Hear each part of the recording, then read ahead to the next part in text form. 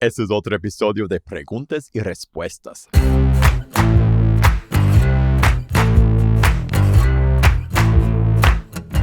Hola, bienvenido a pazcondios.com. Mi nombre es Felipe y este es otro episodio de Preguntas y Respuestas. En pazcondios.com nuestra misión es capacitar a líderes para equipar a la iglesia. Y si quieres ver todos los videos que publicamos, suscríbete a ese canal, prende la campanita de notificaciones para recursos para tu ministerio y tu vida. Todo completamente gratis. Búscanos en pazcondios.com.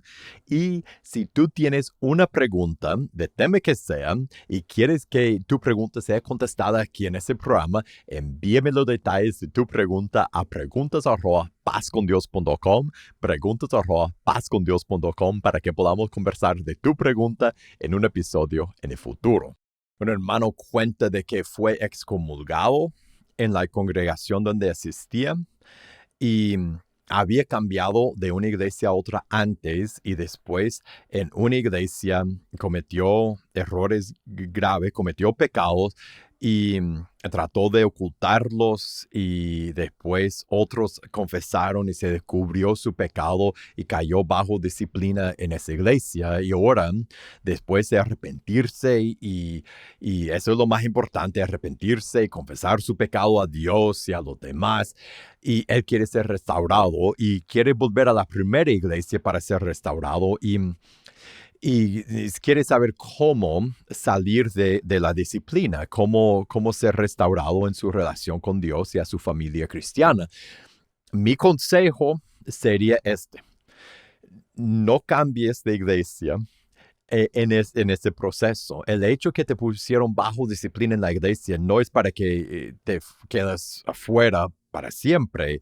Si es así, no es bíblico el proceso en que te pusieron. La razón que uno, por ejemplo, si buscas 1 Corintios 5, donde Pablo habla de eso, y es el propósito. Si lees ese capítulo, 1 Corintios 5, él instruye a la iglesia a poner a alguien bajo disciplina, pero lo hace con el propósito de salvar a esa persona, de rescatar a esa persona.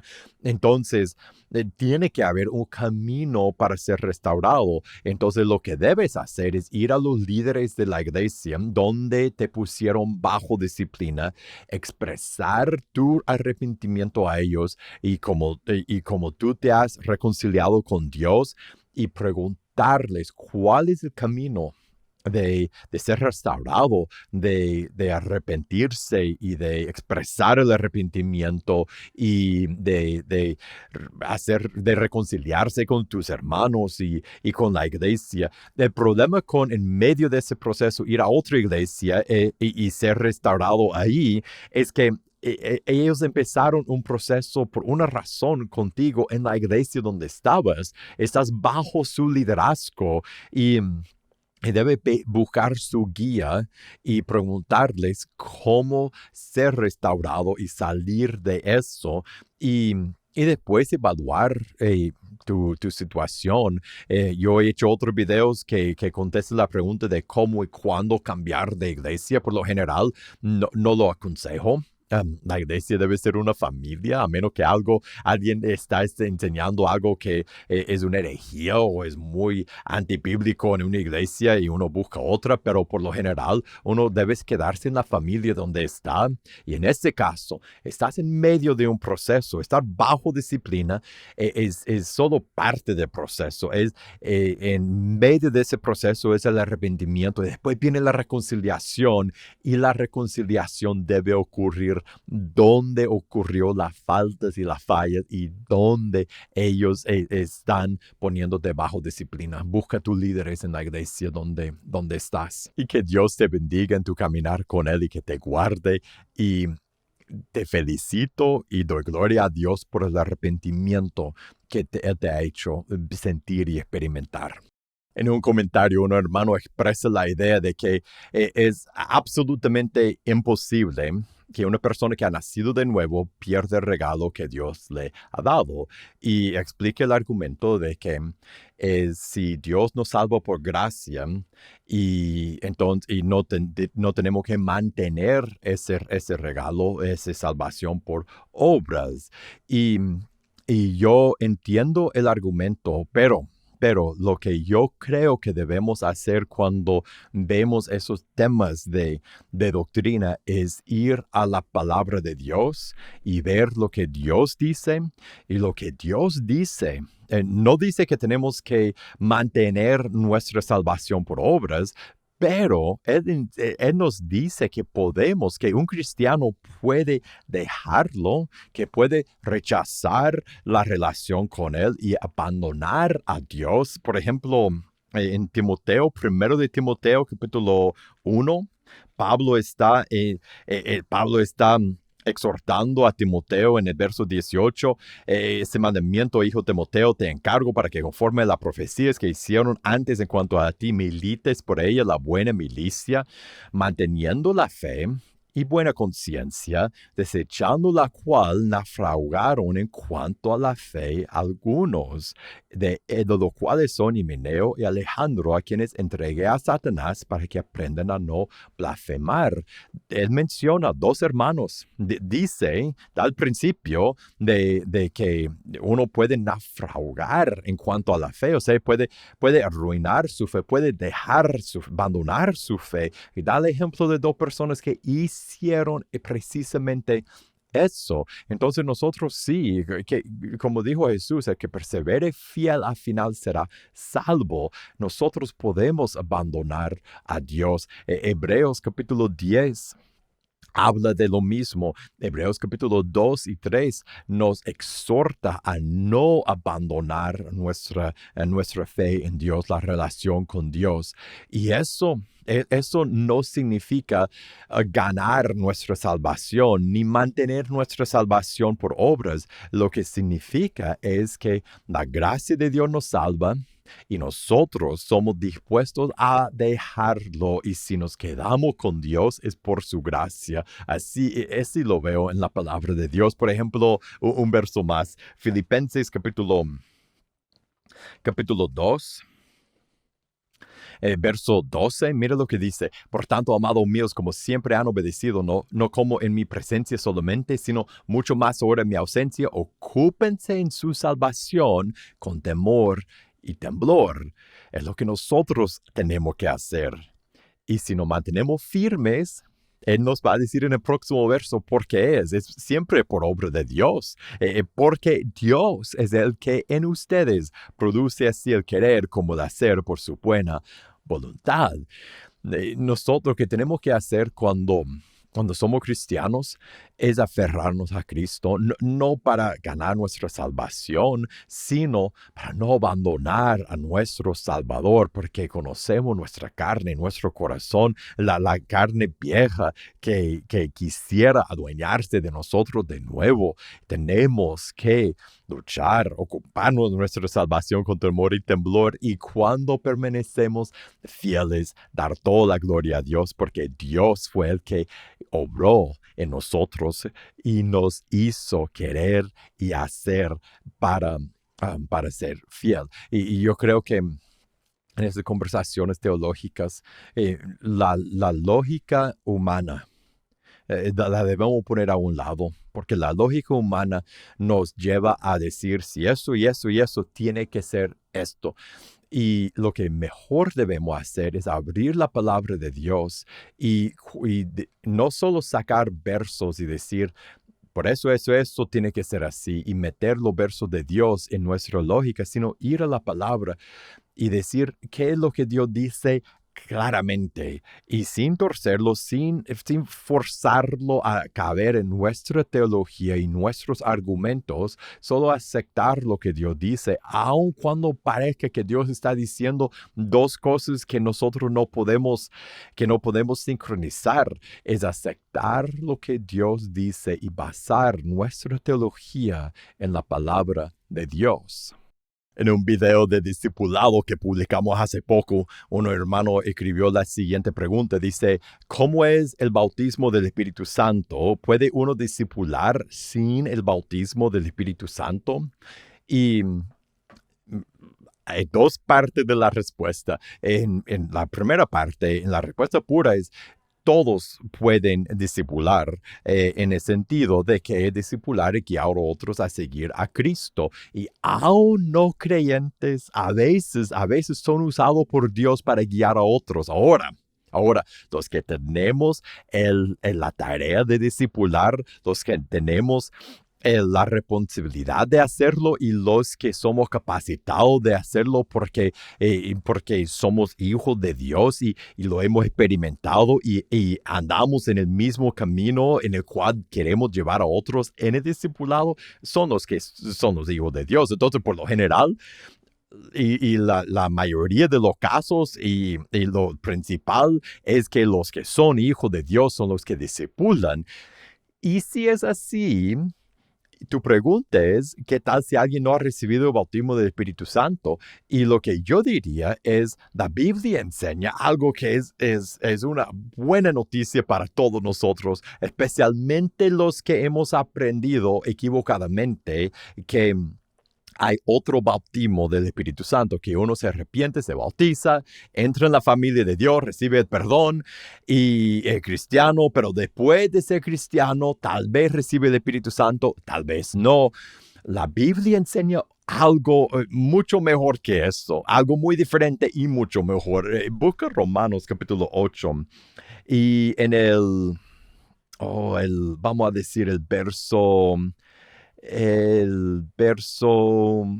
9, Romanos 8, verso 9, mas ustedes no viven según la carne, sino según el Espíritu, si es que el Espíritu de Dios mora en ustedes. Y mira lo que dice, y si alguno no tiene el Espíritu de Cristo, no es de él. Si eres cristiano, tienes el Espíritu Santo. No hay un segundo bautismo del Espíritu Santo.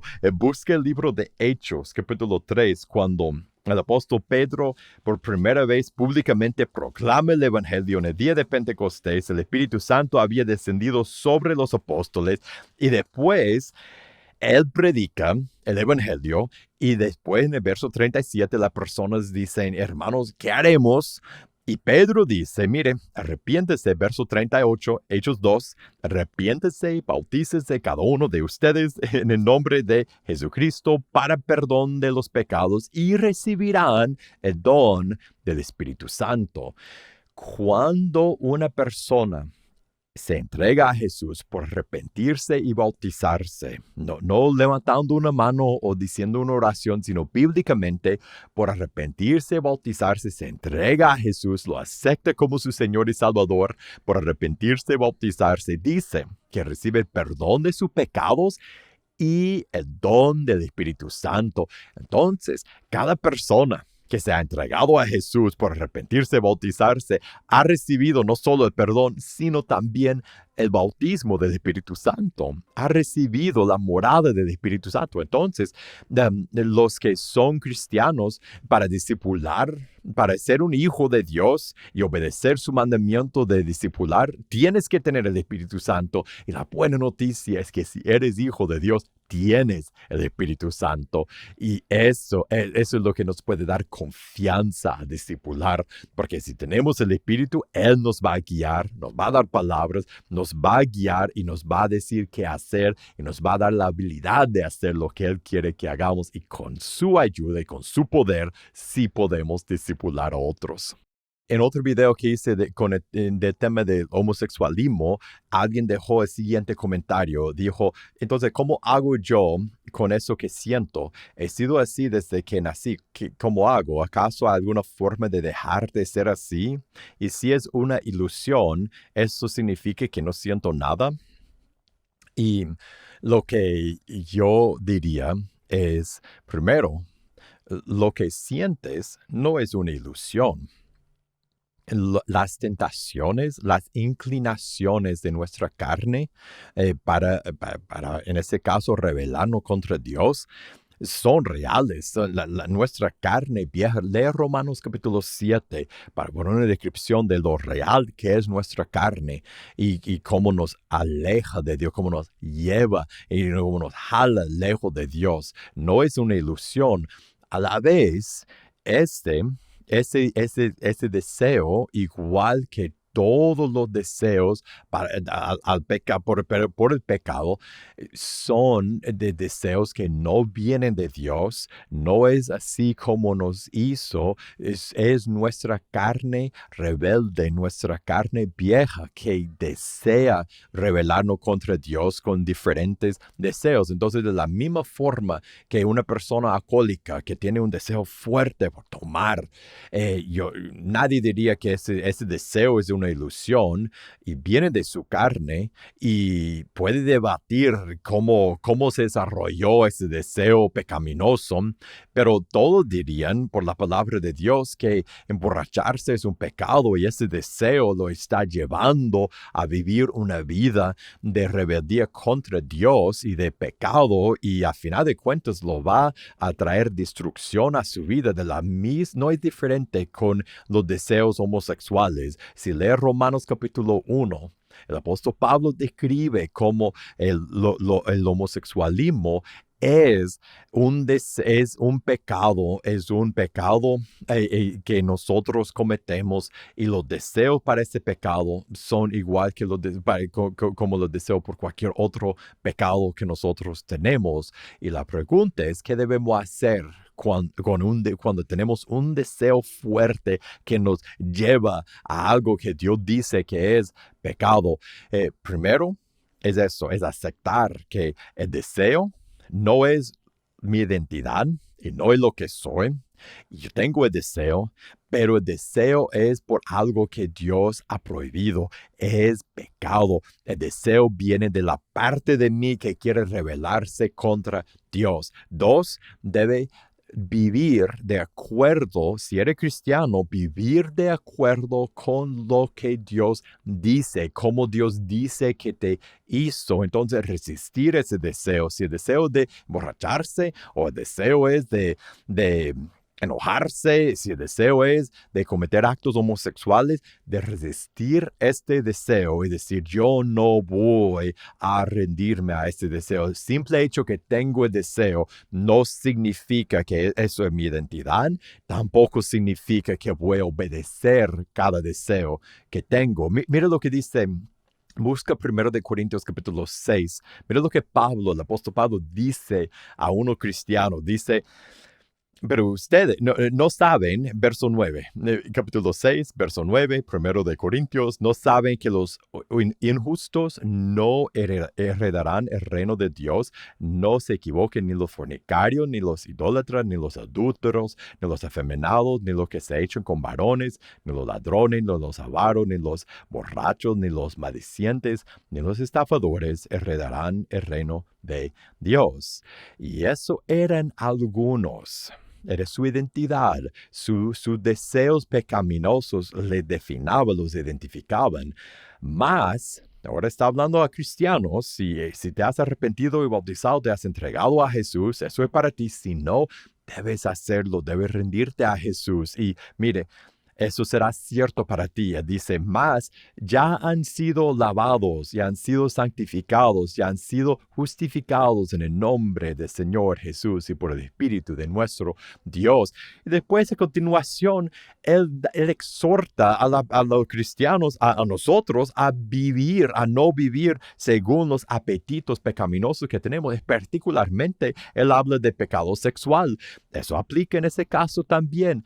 Lo que tenemos que hacer es reconocer que nuestros deseos pecaminosos no son de Dios y no son lo que somos nosotros, vienen de nuestra carne pecaminosa. 2, resistirlas. Si nos hemos entregado a Jesús, resistir, si es el deseo de emborracharte o el deseo de tener una relación homosexual, resistir los deseos pecaminosos. Y 3, pedir que Dios te dé nuevos deseos conformado a su imagen, conformado a la persona que te hizo originalmente, la persona que somos, la persona que es conformada, que está hecha en la imagen de nuestro Creador, que te dé nuevos deseos. Que si tu pecado es el alcoholismo, que te quita el deseo por el alcohol, pero por mientras que no te quite el deseo, resistir el deseo y pedir que Dios te cambie el deseo. Una nueva creyente quiere saber cómo buscar una iglesia en ese tiempo de pandemia. Es una nueva creyente, no tiene iglesia y las iglesias donde vive están cerradas y me imagino que están en línea, que se reúnen virtualmente por la pandemia y quiere saber cómo hallar y encontrar una iglesia.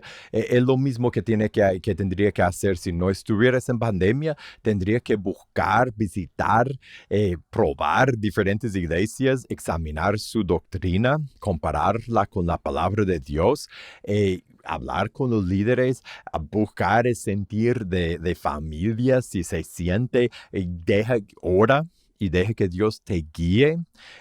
Rechaza cualquier iglesia que está llena de mala doctrina que no aparece en la palabra de Dios.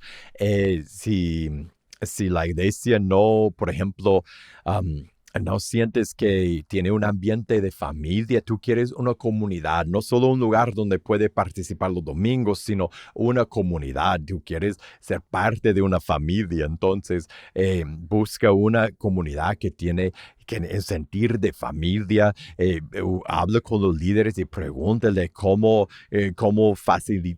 facilitan ellos el discipulado para que puedas ir desarrollando. Pregunta cuál es el camino para desarrollar tus dones y tú guiar a otras personas y trabajar en el ministerio y ser activa en la iglesia. Y cuando encuentres la iglesia para ti, el Espíritu Santo te guiará y sabrás. Entonces busca activamente hasta que encuentres el lugar que Dios tiene para ti. Y en ese tiempo de pandemia vale la pena recordar que en la iglesia local que buscamos, aunque todo sea virtual en este tiempo, debe ser una iglesia local. Aunque hay iglesias al otro lado del mundo que tengan mejores servicios en línea, busca una iglesia local que puede ser tu familia. ¿Puedo jugar Fortnite si voy a la iglesia? Y depende, pero antes de decir de qué depende, déjeme hablar de la segunda parte de tu pregunta.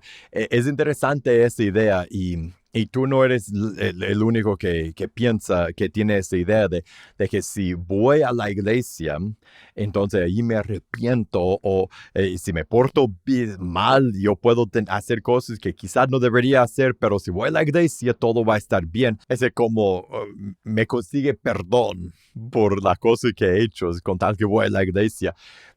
Ir a la iglesia, ser parte de una comunidad de creyentes es algo esencial para la vida cristiana, pero no nos consigue más perdón, no nos da licencia de hacer cosas que no debemos hacer. Ahora, si puedes jugar Fortnite, depende.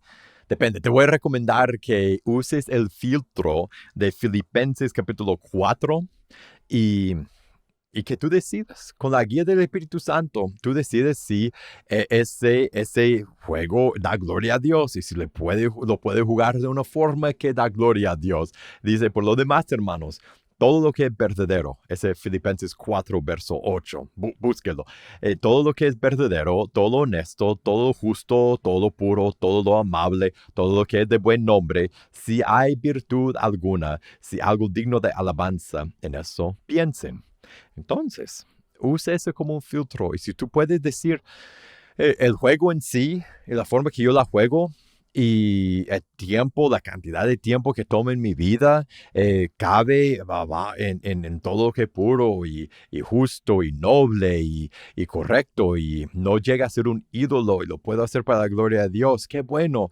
Pero si hay algo en el juego que tú dices, ese no es tan puro, no es tan bueno, no siento tan bien, entonces mejor evitarlo, buscar otro juego o si no, buscar otra cosa que hacer con tu tiempo. Mejor si tú sientes que en lo más mínimo te viola la conciencia, mejor escuchar al Espíritu Santo y optar por no hacerlo. Pero si tú lo ves y dices, no, yo siento la guía de Dios que puedo hacer esto para su gloria, con el filtro de Filipenses 4:8, está bien. Tú tienes que tomar esa decisión delante de Dios por su palabra y con su guía. ¿Puedes explicar con claridad cómo saber si tengo el don de sanidad? Y ese es un resumen de varios comentarios, varias preguntas que salieron en otro video que hice de cómo saber si tengo el don de sanidad. Y, varias personas dijeron que sentían que no contesté con claridad la pregunta. Y ahora, yo quería hablar de eso porque muy importante para mí esa idea. La razón que no puedo decir si eso y eso, tienes el don de la sanidad y si no tienes ese don. Es porque lo que yo veo en la palabra de Dios cuando habla de la sanidad y en el tiempo después de Jesús, después del ministerio de Cristo, con los discipulados y en las iglesias del primer siglo, y lo que veo muchas veces practicada por las personas que profesan tener el don, entre comillas, el don de la sanidad, no es la misma cosa. Y yo no puedo decir si algo es o no es de Dios, pero lo que yo miro en la Biblia es distinto a muchos ministerios de sanidad. Y yo vi un video en esta semana de un pastor y su esposa que estaban orando, pero con mucha exigencia a Dios. Estaba declarando y proclamando sanidad. Y la persona por quien estaba orando no se estaba sanando, pero le estaban declarando sanidad. Y después cuando uno no es sanado es porque uno no tenía suficiente fe. Y andan de persona en persona, de lugar en lugar, proclamando sanidad y exigiendo a Dios que sane a tal persona. Y los que hoy día, cuando uno dice o piensa o tiene el don de sanidad y eso llega a ser el centro de su ministerio. Ahora, lo que yo veo en el Nuevo Testamento, los apóstoles sanaban. Pablo en 1 de Corintios 12, él habla, entre muchos otros dones, él habla de sanidad. Pero el enfoque del ministerio de Pablo o de los apóstoles no era sanar físicamente a la persona, era el ministerio de proclamar la palabra, el evangelio. Ellos proclamaban el evangelio de Jesús. La meta de su ministerio no era sanar físicamente a las personas, era proclamar el evangelio de Cristo, era que las personas se entregaran a Jesús y que fueran sanadas por toda la eternidad, sanas espiritualmente. Pablo tuvo un aguijón en la carne y no fue sanado de ese aguijón. Ahora, ¿cómo es posible que convertamos lo que es la sanidad física en un ídolo, en algo que buscamos? Y si yo tengo el don de sanidad, mi ministerio es un ministerio de sanidad. No, en lo que vemos en el Nuevo Testamento, ellos se dedicaban a traer sanidad, a proclamar el evangelio para que las personas fueran sanadas por toda la eternidad, espiritualmente, sus almas fueran sanadas, que nacieran de nuevo. Entonces, lo que yo diría es que Dios es Dios. Él puede sanar a quien quiera, cuando quiera, a través de quien quiera, y lo hace. Cuando lo hace para glorificar a Cristo, para traer personas a la cruz, pero yo no veo precedente bíblico por decir que si yo tengo un don de sanidad y que yo puedo ir y solo andar sanando a las personas. Mi enfoque y tu enfoque debe ser proclamar el evangelio. Y si alguien en el curso de nuestro ministerio, si alguien está enfermo y nosotros oramos por esa persona, tal vez uno, tal vez toda la congregación o tal vez los ancianos, como dice en Santiago 5, y ora. Y Dios decide sanar a la persona, que bueno, eso es la obra de Dios, no de uno, y Dios debe recibir la gloria, pero nuestro enfoque principal no debe ser a buscar dones extravagantes que llamen y usarlas para llamar la atención a nosotros y para crear ministerios enfocados en otras cosas parte de proclamar el Evangelio. Debemos proclamar el Evangelio y dejar que Dios nos dé todos los dones y capacidades que necesitaremos en el camino para hacer la obra de proclamar el Evangelio y apuntar a la gente a Cristo y a la cruz. Y ahora muchísimas gracias por pasar ese tiempo conmigo. Gracias por las preguntas que siempre me envían. Y si tú tienes una pregunta de tema que sea, envíame tu pregunta a preguntas@pazcondios.com, preguntas@pazcondios.com, para que podamos conversar de tu pregunta en un episodio en el futuro. Para recursos para tu vida y tu ministerio, todo completamente gratis. Búscanos en pazcondios.com. Y si te gustó este video, te voy a invitar a que lo compartas con otra persona. Que Dios te bendiga y nos veremos la próxima.